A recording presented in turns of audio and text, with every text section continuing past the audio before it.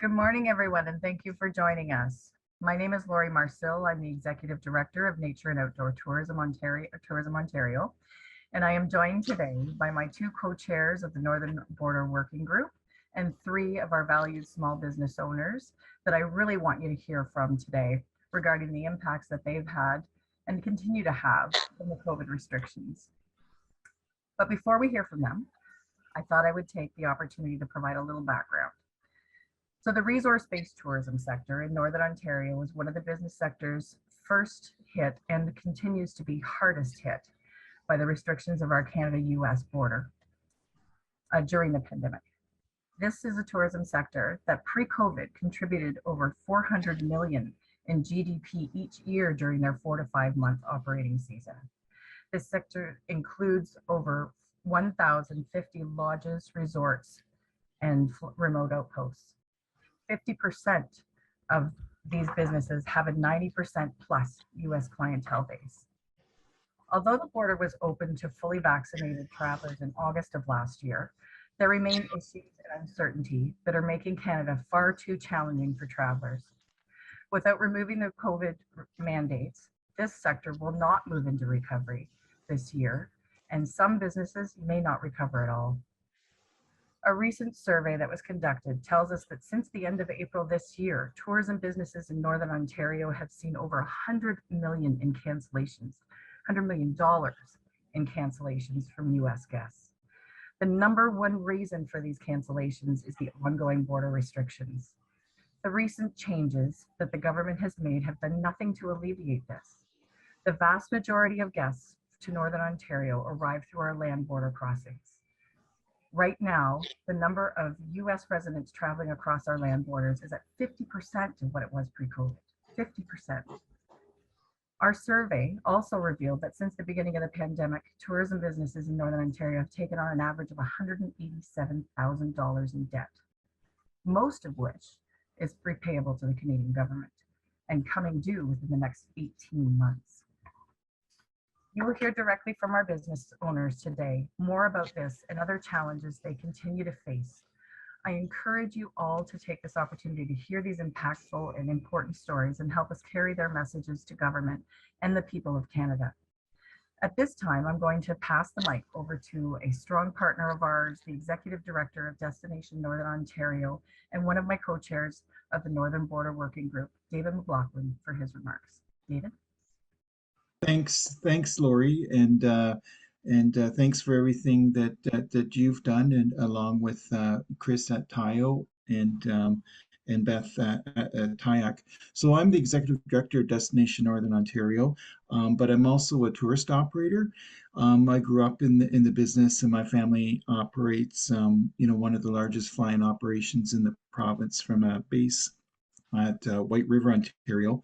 And my partner and I, we also own and operate Lodge 88, and this is our family's 65th year in the business. So just wanted to say that, like the virus itself, the global pandemics affected, individual sectors within the tourism industry and individual businesses differently. And the resource-based tourism industry, that's our iconic Canadian lodges, camps, and outposts, has to be the hardest hit of the hardest hit sectors. Cancellations continue to outpace reservations, and losses continue to mount. And as Laurie referenced, $100 million in cancellations in May. That's 20% of Northern Ontario's tourism receipts from the US market canceled just in the month of May alone. And that's on top of $1 billion in losses from the US visitors over the last 2 summers, and $2 billion in losses to Northern Ontario's tourism sector over the last 2 years. 50% US visitation is still only at 50% of 2019 levels, and that's really important to note. And there's no support at this point to the sector, so there's not. And I can confirm this trend from our own business, where we saw 70 cancellations in May, and those cancellations continued through June. So about 20% of our business to date. And we've been able to make some headway because of where we're located in terms of the domestic market, but that's not the case for everyone, where, travel distances, price points, etc., make it very difficult for businesses within the sector to make up that U.S. loss with domestic business. So, we're asking for government to level the playing field in terms of access. We can travel to the EU, UK, and other countries. Vaccinated, unvaccinated, without the deterrence at the border. We're asking the government to stop making tourism pay the price for public health policy and remove all border restrictions and deterrence. And the land border is very important to Northern Ontario. 94% of all visitors arrive in Northern Ontario, whether domestic or US, by automobile. And so this border is tremendously important. And we're asking for support to the hardest hit sector. And, the same as what we've seen in Southern Ontario to businesses there. So, we're very proud to add our voice to the coalition that's calling for an end to these border restrictions and deterrence to travel. Let's stop the losses now. Thank you, David. Now I'd like to call upon Chris Bloore, the President and CEO of Tourism Industry Association of Ontario, who is our third co-chair for our Northern Border Working Group, to bring us his remarks. Chris. Thank you, Laurie. Thank you, David, and thank you to the fellow members of the Border Working Group and the operators, most importantly, that are here today. I will only speak for a couple of minutes because the most important voices we want to hear from today are those operators. But from the start of the pandemic, the tourism industry has been asking for only one thing: to be treated fairly and equitably by all levels of government, and for science to be the basis for decision making. All we've asked for is a level playing field. We shut down during the pandemic and played our part in supporting our healthcare system and in keeping people safe. And the tourism industry continues to call for significant investment in our health sector so that we never again face the prospect of being overrun in the face of a pandemic or have to shut down our economy to ensure the safety of our residents. But our shutdown came at a huge economic cost for our employees, operators, and owners.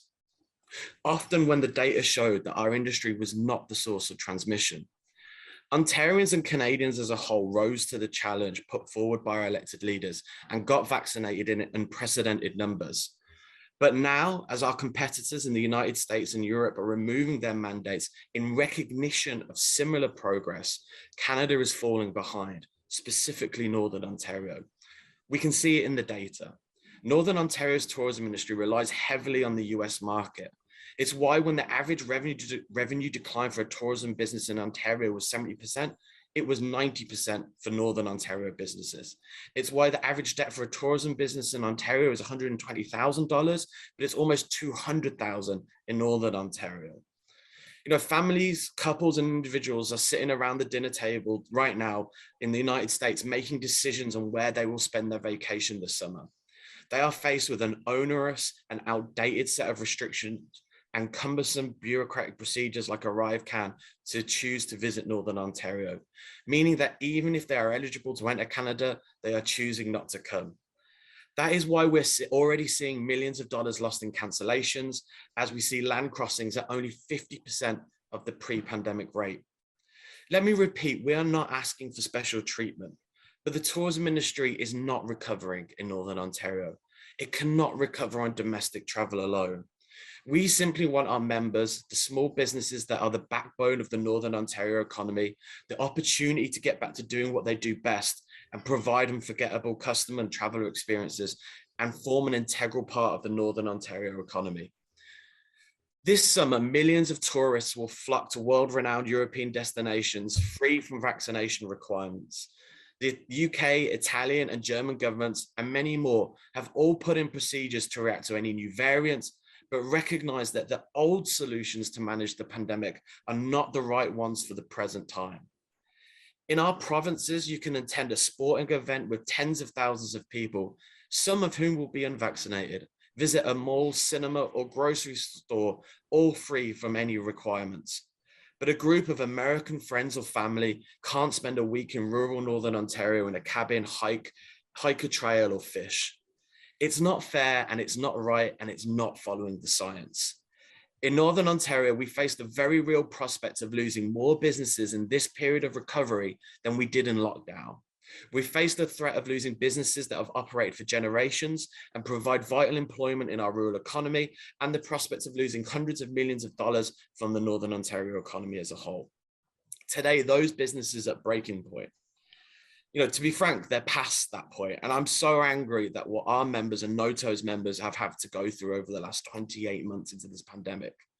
It's time to remove the remaining obstacles to travel. Every day we wait, we lose jobs, businesses, and market share. It's time to join other leading countries in the G7 in adapting our response to the pandemic. And it's time to remove vaccine mandates, random testing, and the need to use Arrive Can. It's time we had that level playing field for Northern Ontario tourism businesses. Thank you. Thank you for listening, and I'll pass it back to Laurie.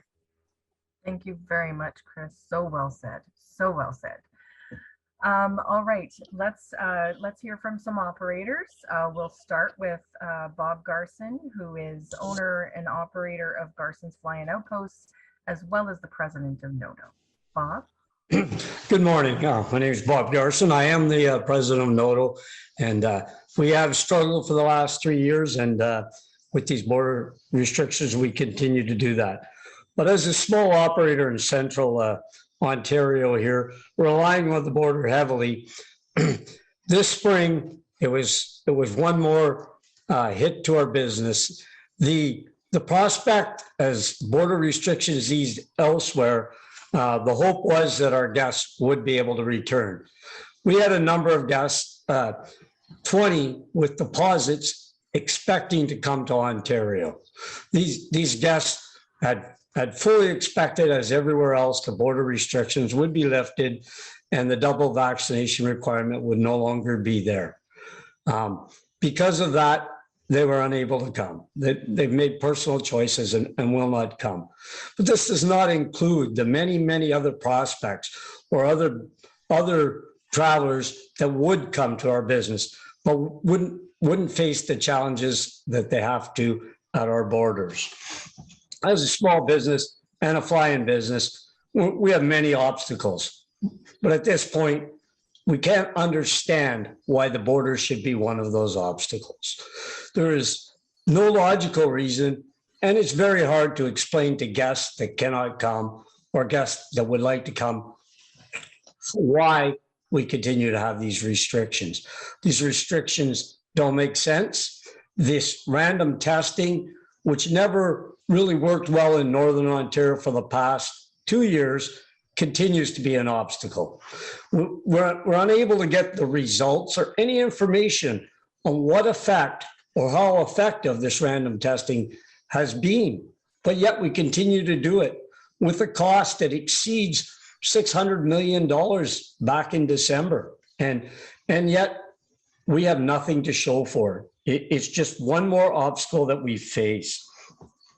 This, with these restrictions and the feeling that it's just too much to deal with to cross the border.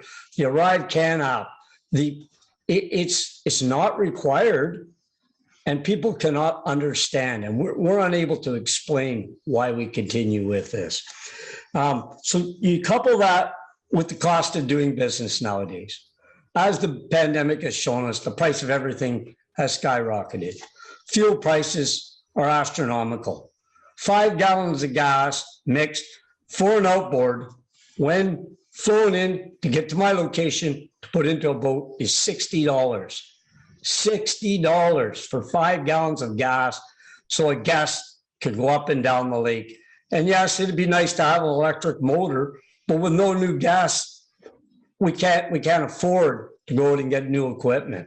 So we face that $60 charge just for 5 gallons of gas, not to mention the insurance, the extra cost of the fly-in, the price of gas for guests to travel here, the price of our groceries and our beer.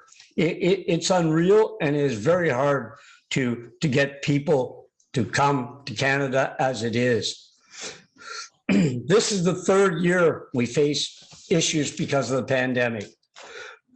Guests have started to find other locations. They're changing their habits. Our greatest fear is that we're going to have guests that we've had ever since we've owned the business for the last 20 years that will break that chain, no longer come, even when there are no restrictions. We have to have it change. It has to change very quickly, because after this summer, we're not the only ones that our guests are going to find somewhere else to go and have new habits, and no longer are we going to be the draw we were in the past. I just can't express how important it is that the government give us an opportunity to be in business. We don't want handouts. We want our customers, we want to do a great job, and we want them to bring more. We don't need obstacles. We need open and welcome arms. This is another issue that has rose over this pandemic. Canadians and locals are not as receptive to guests. We become a country that we're not there smiling when guests come. The pandemic, the more openness and people taking advantage of our province does not make us, our local population, as receptive as it once was. So I also find that that's a very big concern. As with our own business, when you have a season book and you have deposits, when people cancel, that leaves gaps. And those gaps in weeks are unable to be filled in short notice or at all. Therefore, that increases the cost, especially with flying, where you have flights that you're not able to use half that flight. This again couples a higher cost. We can't delay. We're one of the steadying factors in the economy. As interest rates go up, we would still be there. As the mines close and the forest industry actually starts to slow down, we're the ones that need to pick up that slack. And we need the government to help us get customers to do that. Just in closing, I don't know what we can say or do to get our government to hear. We have border town mayors saying the same thing. Let us get back to business. And that's all we ask. Thank you very much, Bob. Thank you. Next, we're going to hear from another Bob Extence. He's the owner-operator from Rainbow Point Lodge in Parole Falls in Northwestern Ontario. Bob? How you doing, Laurie? Good to see you. I'm going to give you a little quick background information on ourselves, just to give a little relevance to some of my comments here. We have a hunting and fishing lodge, obviously, and a little convenience store on a highway, and the highway is directly located. It is the only highway going to Ear Falls, Red Lake. Basically, everybody that goes by us is going to probably 50 to 75 lodges north of us. We've been here 38 years. We've got a pretty good pulse on the tourism situation. So when we see slow traffic going by on any given week, we pretty well know that our business is down, and so is everybody else's past us. The business is located, we're 4 hours west of Winnipeg, or excuse me, Winnipeg is west of us. We're 5 hours from Thunder Bay. We're 24 hours from Toronto. That's driving time I'm talking. And 3.5 hours north of International Falls. Now that's where the majority of our guests will cross the border. Our business is derived from 97+% US guests. So we rely on that US border to be totally open. We normally have on any given week 50 to 75 guests in our lodge, and there's Saturday to Saturday reservations. The last 2 years with COVID, the highway's empty, just like our bank accounts, to be quite honest with you. There was no way in the world that we had any success marketing our business to Canadians. We tried in Manitoba, we tried in Southern Ontario. Manitobans are just like Northwestern Ontario people. They have their own cottages, they have their own trailer, they have their own tent, da-da-da-da-da-da. And each year that we were trying to get these guests from Canada, because we couldn't get them from the United States, we were incurring startup costs. We had to get our business running. We've got 17 cottages, get them running, get all the stuff painted, get you know, your supplies, your gasoline and stuff, just in case the border did open. Of course, where did those startup costs come from? Well, some of them came from deposits we got 3 years ago. Those were used up on the first spring opening up. The last couple of springs, to be quite honest with you, we've cashed in some physical assets to make it work. Being in business this long, we were able to do that. I'm pretty upset about some of the local lodges. I know of a couple that have just changed hands here prior to COVID, and one didn't open. Don't know the people, don't know anything about the situation, but I know what my situation is like, and I can just really feel sorry for their situation, whether it may be a bank or a mortgage held by the previous owner. Let's hope they're helping the people out. You know, the border being closed has also stopped us from going down to the United States and advertising our business in the past couple of years and explaining the misinformation out there about the border crossing. We found in the last 2 years that some of our guests were telling us about information regarding the border being opened, things laxing, etc., before we even heard it from our local politicians. Then they were calling us, asking us for clarification on stuff that they actually had more details in than we did. You know, that being said, with the border open to vaccinated people only, I really don't get it. I'm sitting here wondering, a non-vaccinated person in Canada or the United States, what more of a threat are they to society than a vaccinated person in this society now, with most of us having 1, 2, or 3, some 4 vaccinations? You know, if somebody can answer that part of it, and that would be, you know, I just don't get it. Somebody from the United States that's made the choice not to get the vaccine, why should they not be let in here? I know some people up here that have got the same thing, and I still associate with them, masks off and everything else. This year, as of yesterday, my wife just compiled some numbers here. We've lost over 200 guests because of border mandates. Several of them are due to the possibility of random testing. Now, and some of them live in, well, there was actually a couple that lived in Florida that didn't want to come all the way up and visit their family in Indiana, then continue on to Canada like they usually do, because they were scared of getting turned around at the border because of a random test. This past weekend, we had our first group of guests that did get random tested. They came in here, they were delayed at the International Falls Fort Francis border for an hour and a half. They all had to pull out cell phones. They all had to hook up with a nurse or doctor. They had to do their 15-second nasal swab on video, put it in a sealed container, get all the information regarding pickup with perlator and all that stuff, bring it to the lodge.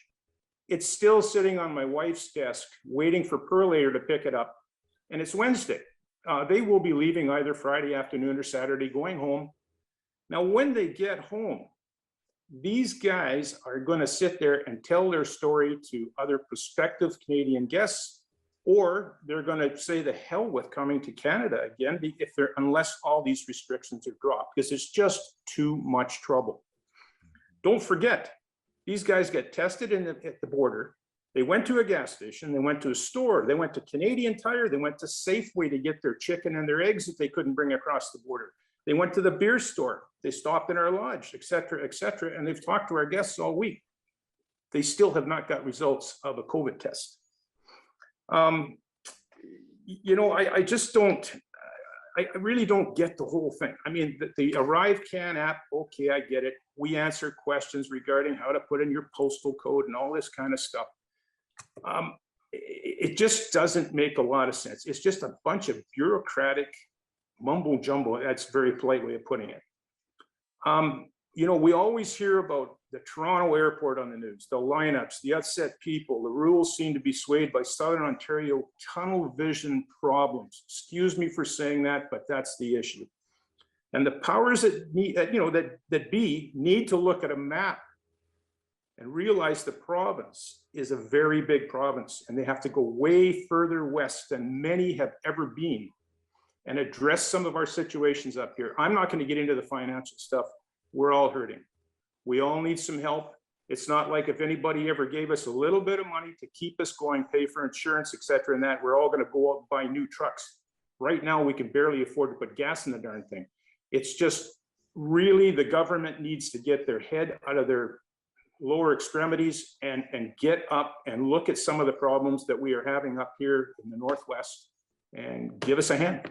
And the border is one of them. Thanks for your time. I appreciate it. Thank you very much, Bob. Really appreciate it.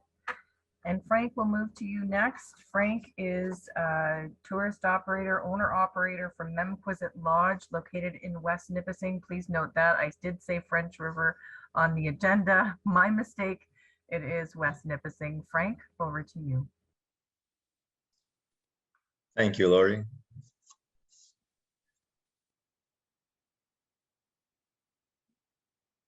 You can go ahead. Okay, thank you, Laurie.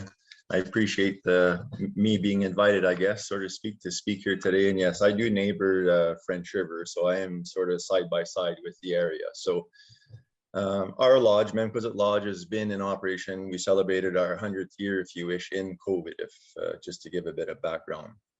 Myself and my wife have been operating the lodge for the last 22 years. So I agree and feel for everyone that's spoken today to date on all of those issues. I think every operator is facing it.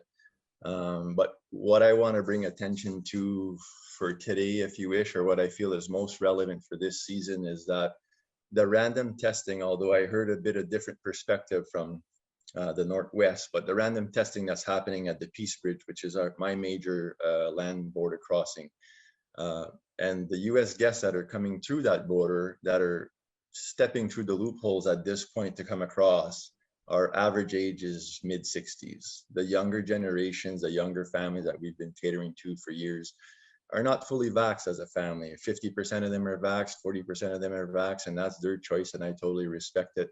And until that mandate is lifted at the border, 100% right from everyone spoke today, we will not receive those guests. Now for potentially a third season, which exactly that, you break the chain. So those guests that have found another spot, maybe for the 2019 season, went to somewhere else in 20, returned in 2021, and there's their new location for 22, 23, 24.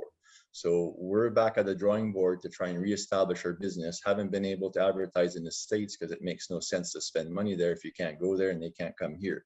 So last year, the Canadian market could not travel anywhere, specifically the Ontario market in the spring, as everyone knows. So for me, for my location, it created an influx. We are normally 60% Canadian or Ontario market, 40% US, but it generates 50-50 for revenue. So last season, because Ontario couldn't go anywhere, we were subbed by Ontario market. They couldn't go anywhere. So I seen guests that I hadn't seen for 15 years. They made us stay, but they were not here to fish. Let me clarify that. We did not have a fishing market last year. We had a getaway. I need to get out. I want a vacation. I want to change my mind. So it was a totally different vacationer for the last 2 years. We rely heavily on the mom and pop residential Southern Ontario and Northern US states, blue collar fishermen. That's what we're all about for us. I'm speaking for myself. So now to bring back to the point here, I guess for today, is that I want to bring to attention is the random testing that's going on at the border. We were under the assumption that they would be selected at the border, be tested at the border and get results, you know, in the future, but they're being provided test kits that they're showing up at our place because most of these guys that are in their mid-60s don't have cell phone packages that translate into Canada. So they know the routine to get up here. They've been longtime guests. So they stop for gas and groceries, like Bob was saying. They show up at the lodge, provide us this box, and we try our best to try and get through the registration of the samples and creating the email, confirming the email. I mean, it is quite daunting, even for me. I'm 50 years old and I would not go through this without help. They're asking my wife to help. We're doing our best, but tying up an office so we can't answer calls for anybody else, tying up the office for our other guests that are there. So again, distractions, it creates commotion. So when we are able to register the guests, usually is the following day, so now we're interrupting the second day of their vacation. Now they're registering, but we can't get the appointment to test that day. We don't have a strong internet. We have barely cell service here. So We're using our landlines to help the client out so we can proceed this as fluid as possible or as quickly as possible. We're getting tests the following day. So now we're interrupting a second day for testing. And same as Bob says, I have a pickup here that's been here for 2 days now.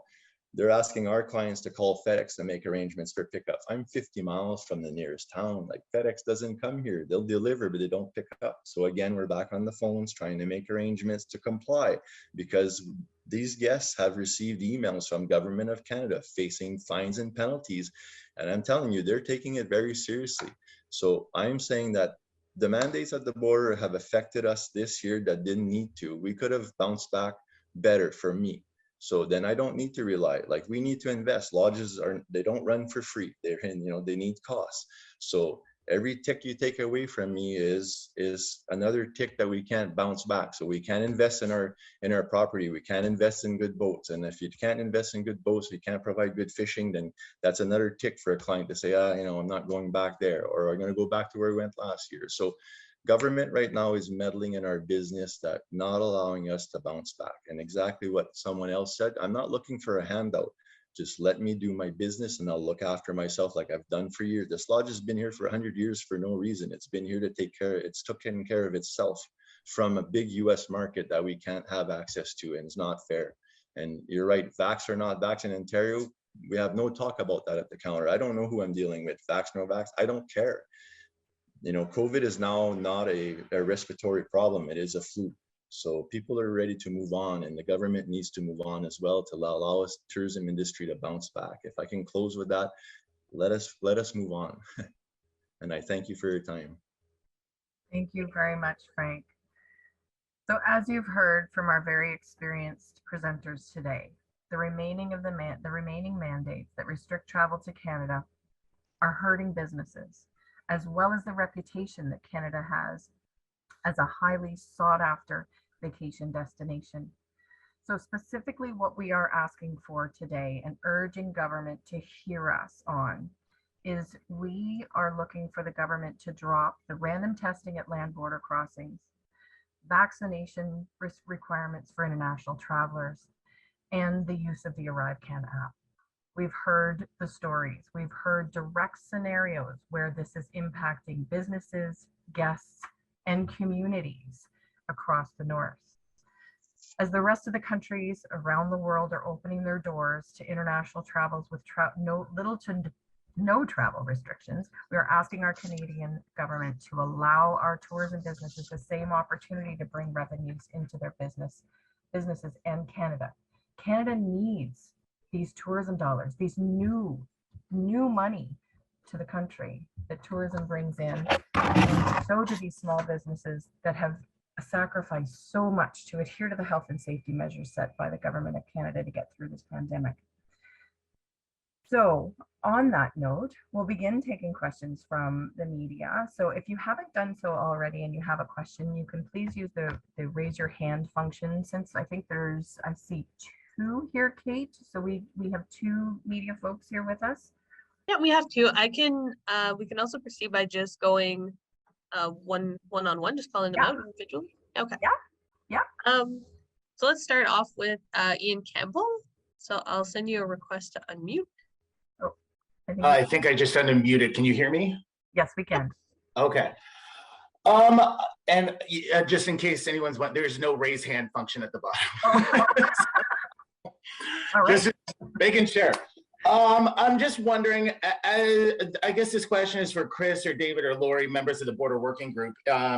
Just wondering, as Bob alluded to, there's going to be some Northern Ontarians that aren't happy with what you're requesting. Is there some sort of happy medium or something that would alleviate the border concerns, like maybe drop the random testing but keep the vaccination, something along those lines? Because as you guys all know, the hospital situation is much different here, and we're keep hearing about how our hospitals are still on crisis levels, particularly along the North Shore, where the hospitals down south aren't facing the same issues we are.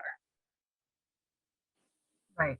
So, I think we have seen, since the mandates have opened in Ontario, we really haven't seen that high increase that they talked about in the pressure within our healthcare system. There are some locations here and there, but we know that that comes from a systemic problem within the healthcare system. You know, I think that for an American citizen who is going to come up and they're unvaccinated, I mean, we have heard from guests that, you know, they would still come if there was a pre-entry COVID test.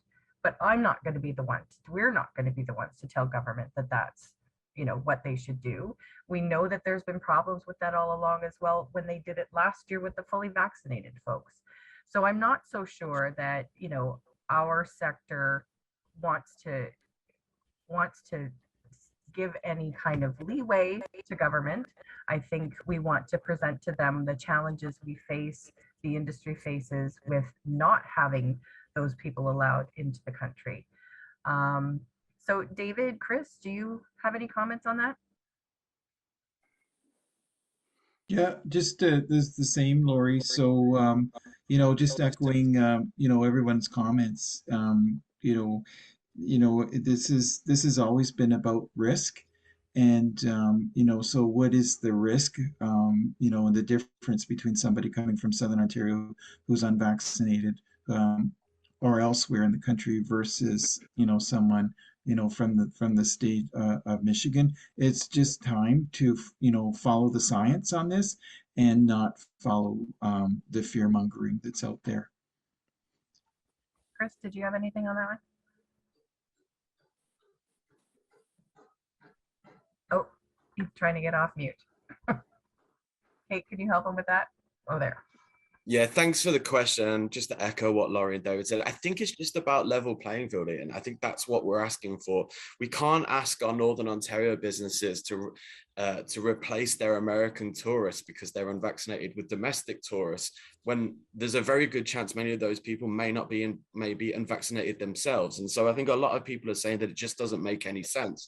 But also, at what stage do we say Northern Ontario businesses are allowed to have unvaccinated people? At what point do we say that unvaccinated people are allowed to travel again? Are they never going to be able to travel again? It's always going to be the summer months that are our best times for lower transmission rates and the opportunity for us to deal with this in a more equitable way. But, you know, it's just, there isn't a level playing field right now. And I think that's the frustration for people. It's, you know, we are going to have, I'm going to be going to a soccer game on Sunday in Toronto.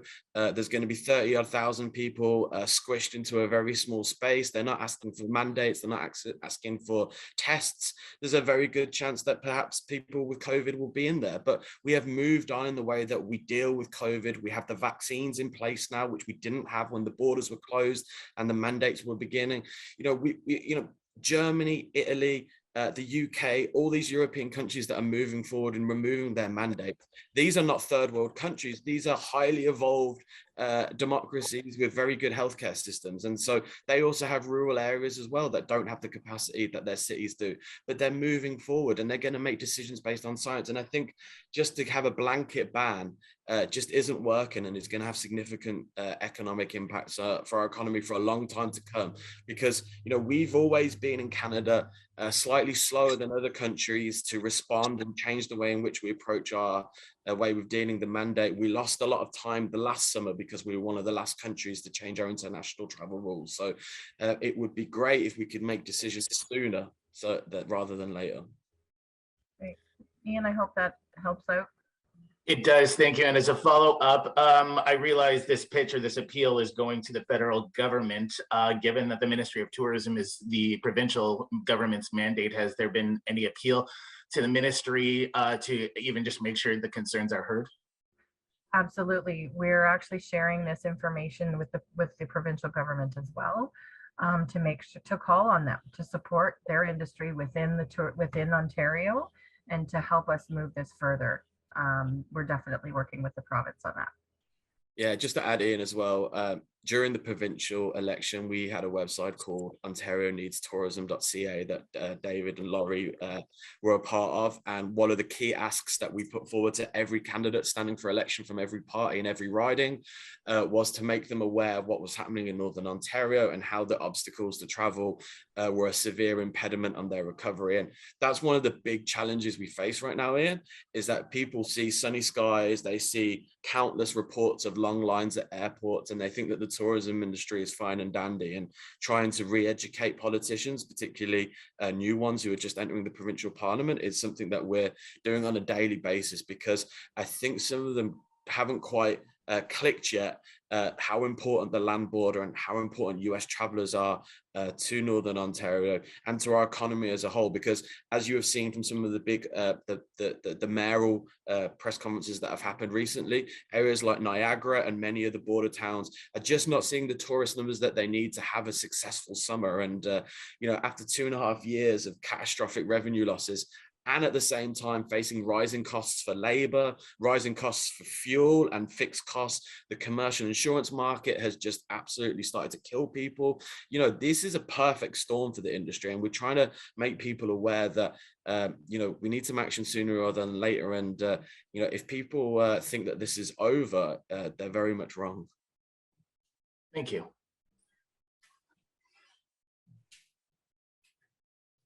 All right.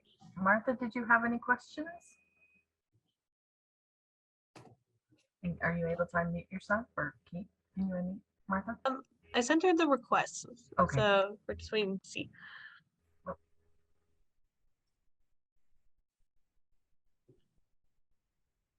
Laurie, Yes.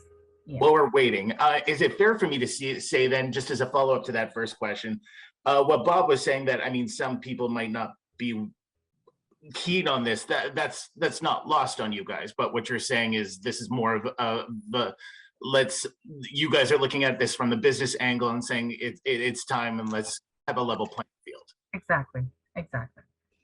Okay, perfect, thank you.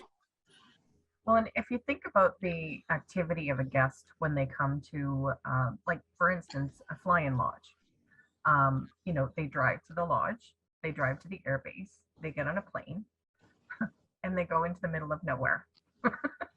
So the interaction is much less with any other Canadians, but the money that they spend to do that kind of trip is immeasurable, really, for these operators, since they haven't been able to generate revenue for the last 2 years. So, you know, you got to weigh things out. And I mean, look at our vaccination rates. You know, the level of risk is much lower than it ever has been before. Thank you. So maybe Martha jumped off. Not really sure. So Ian, unless you have our undivided attention here, unless you have any other questions, you know, we can close this off. I'm fine, thank you. All right. Well, listen, I want to give my heartfelt thanks to all of you who have joined us today. My colleagues, Chris and David, and operators, Frank, Bob, and Bob. I mean, you know how much we all care and want to see change. We truly hope that this is going to help in some way. We know the challenges that you are facing, you know, and we're going to keep trying. We're not going to give up. I know that some operators right now are, you know, when I was trying to make calls to find operators to join us, it was hard. People are angry. They don't want to talk about it. They just want their guests back. And they just want to deal with the business at hand. So I thank you all very, very much. We have recorded this, so we are going to try to, you know, use this in other venues. Maybe we could, I don't know if anybody's been able to take a screenshot, but maybe we could do that before we all drop off. Laurie, can I just add one thing Yes. before Ian drops off? Just to say that on July 5th, we're going to be having a round table with Michelle Ferrier MP, who is the Conservative critic for the tourism portfolio on the federal level. And just to say that this is going to rumble on, we're going to keep having these conversations, even if me and Laurie and Dave have to go to or ourselves to make people heard of this.